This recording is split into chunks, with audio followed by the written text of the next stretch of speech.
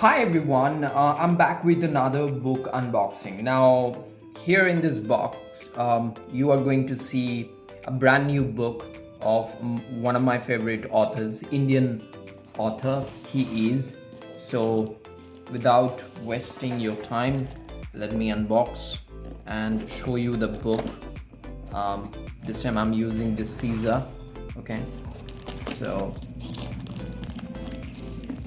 this box, this kind of packaging I like from Flipkart. And here is the book.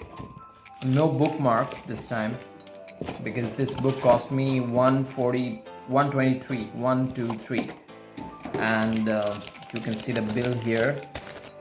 The bill is here, 123. Yeah, so 123. All right, so now here is a book, The Girl in a Red Lipstick by Ajay K Pandey. This is his latest book and I'm very excited. He writes books in easy language, so if you are interested in reading an English book in easy language, if you think that your brothers or sisters they are struggling with books, or they are not able to read difficult books, then you can suggest this book to them.